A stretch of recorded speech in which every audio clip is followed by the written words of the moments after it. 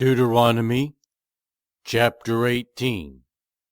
The Levitical priests, indeed the whole tribe of Levi, are to have no allotment or inheritance with Israel. They shall live on the food offerings presented to the Lord, for that is their inheritance. They shall have no inheritance among their fellow Israelites. The Lord is their inheritance, as he promised them.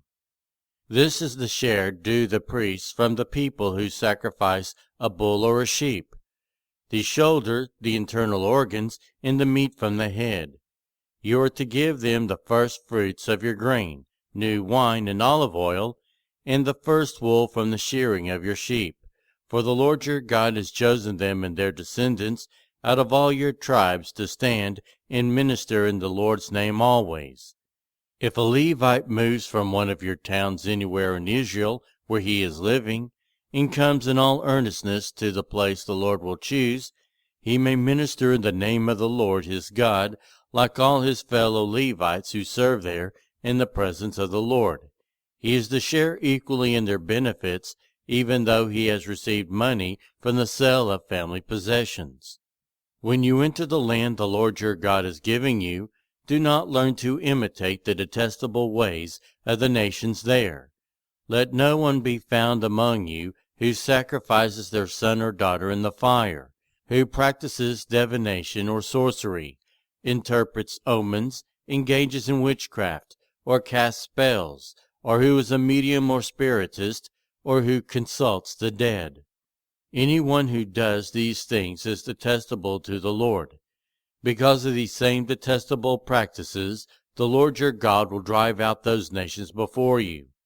You must be blameless before the Lord your God. The nations you will dispossess listen to those who practice sorcery and divination. But as for you, the Lord your God has not permitted you to do so.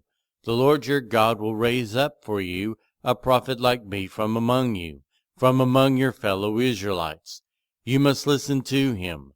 For this is what you asked of the Lord your God at Horeb on the day of the assembly, when you said, Let us not hear the voice of the Lord our God, nor see this great fire any more, or we will die. The Lord said to me, What they say is good.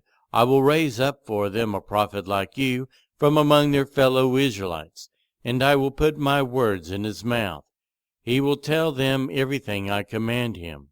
I myself will call to account anyone who does not listen to my words, that the prophet speaks in my name. But a prophet who presumes to speak in my name anything that I have not commanded, or a prophet who speaks in the name of other gods, is to be put to death. You may say to yourselves, How can we know when a message has not been spoken by the Lord?